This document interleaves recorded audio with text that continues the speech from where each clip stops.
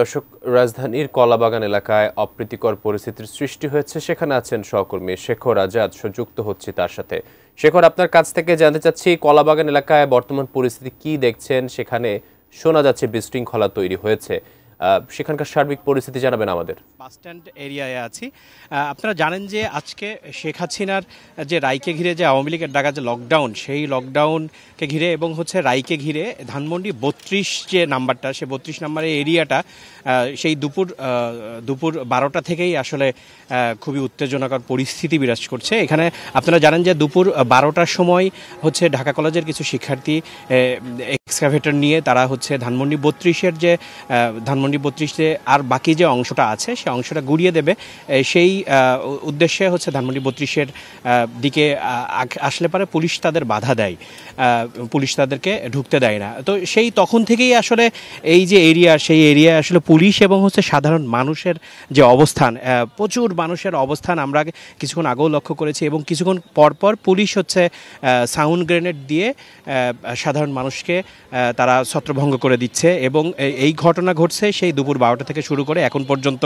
আপনারা দেখছেন যে এই যে কলাবাগান যে বাস স্ট্যান্ড, এখান থেকে শুরু করে একদম যেই সোভানবাগ মসজিদ, মানে মাঝখানে যে ধানমন্ডি ৩২ আছে, এই পুরো এরিয়াটা আসলে এখন কোনো যানবাহন তো নেই, যানবাহনের দুই মাথা আসলে রাস্তা বন্ধ করে দেওয়া হয়েছে এবং সাধারণ মানুষের প্রচুর উপস্থিতি আমরা লক্ষ্য করছি এবং সাধারণ মানুষের সাথে আমরা কথা বলেছি। তারা যেটা বলছে যে এই যে যেইখান থেকে আমাদের ছাত্রদের, আমাদের জনতাকে খুনের নির্দেশ দেওয়া হয়েছে, তার চিহ্ন আমরা রাখবো না, ধানমন্ডি ৩২-এর চিহ্ন আমরা রাখবো না। আপনারা জানেন যে ধানমন্ডি ৩২-এ এর আগেও ৫ আগস্টে আগুন দেওয়া হয়েছিল এবং পরবর্তীতে ৫ ফেব্রুয়ারি যে শেখ হাসিনা যে বক্তব্য দেবে এরকম একটা কথা যখন বলা হয়েছিল, প্রকাশ্যে এসে বক্তব্য দেবে, তখনই আসলে ছাত্র জনতা এসে আসলে ধানমন্ডি ৩২ গুড়িয়ে দিয়েছিল। কিন্তু তারও কিছু আসলে ওই সময় বুলডোজার এক্সকাভেটর দিয়ে যতটুকু ভাঙা সম্ভব হয়েছিল, কিন্তু এখনও কিছুটা দাঁড়িয়ে আছে, সেইটাও আজকে রাখবে না, এরকম ছাত্র জনতা যারা এখানে এসেছে তাদের পক্ষ থেকে বলা হচ্ছে যে এইটার কোনো নিশ্চিহ্ন করে দিব আমরা এবং এখানে খেলার মাঠ হবে, এই ধরনের কথাবার্তা তারা বলছে। এবং পুলিশের পক্ষ থেকে যেটা বলা হচ্ছে যে আমরা কোনো সহিংসতা করতে দিব না, কোনো সহিংসতা আমরা করতে দেব না। এই ইস্যু নিয়ে সাধারণ যে মানুষ আসছে তাদেরকে আসলে সরিয়ে দিচ্ছে। আপনারা দেখছেন যে সাধারণ যে ছাত্র জনতা আছে তারা আসলে রাস্তায় বিভিন্ন জায়গায় এরকম আগুন জ্বালিয়ে তারা প্রতিবাদ করছে এবং কিছুক্ষণ আগেও সাউন্ড গ্রেনেড এবং টিয়ার সেল মারা হয়েছিল।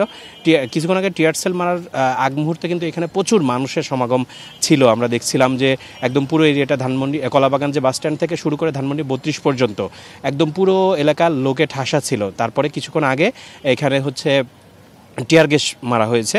টিয়ার গ্যাসের যে ধোঁয়া, সেটার কিন্তু এখনও একটা পাওয়া যাচ্ছে এখনও। সেই টিয়ার গ্যাস মারার পরে কিছু মানুষ এখান থেকে আসলে সরে গেছে, এখন কিছুটা ফাঁকা আমরা দেখছি, কিন্তু যে উত্তেজনা, সেই উত্তেজনা কিন্তু এখনও কমেনি। আমরা ধানমন্ডি ৩২-এর থেকে ধানমন্ডি ৩২ থেকে আমরা কিছুটা দূরে আছি, কিন্তু ধানমন্ডি ৩২-এর ঠিক সামনের যে জায়গাটা, এটা পুরো এরিয়াটা আসলে পুলিশ এবং সেনাবাহিনী ব্যারিকেড দিয়ে রেখেছে এবং যখনই ছাত্র জনতা সামনের দিকে আগাচ্ছে ঠিক তখনই তারা সাউন্ড গ্রেনেড মেরে তারপর টিয়ার সেল দিয়ে তাদেরকে ছত্রভঙ্গ করে দিচ্ছে। ধানমন্ডি ৩২-এর এই অবস্থা কিন্তু দুপুর ১২টা থেকেই চলছে এবং আপনারা জানেন যে আজকে শেখ হাসিনার রায় হয়েছে এবং শেখ হাসিনার রায়ের সর্বোচ্চ শাস্তি দেওয়া হয়েছে, মৃত্যুদণ্ড দেওয়া হয়েছে। কিন্তু সাধারণ মানুষ এখানে যারা আসছে তারা বলছে যে আমরা যে রায় হয়েছে সে রায়ে খুশি, কিন্তু আমরা এই ধানমন্ডি ৩২-এর এবং বিশেষ করে স্বৈরাচার শেখ হাসিনার কোনো চিহ্ন আমরা বাংলাদেশে রাখবো না, সেই আশা নিয়েই আসলে সেই দুপুর ১২টা থেকেই আমরা দেখছি যে এক্সকাভেটর এসেছে, তারপরে সাধারণ মানুষের প্রচুর উপস্থিতি আমরা দেখেছি যে এখানে এসেছে, কিন্তু এখন পর্যন্ত আসলে পুলিশ তাদেরকে ঢুকতে দেয়নি এবং সাধারণ মানুষ কিন্তু এখনও এখানে উপস্থিত আছে। তো এই ছিল আমার কাছে ধানমন্ডি ৩২ থেকে সর্বশেষ।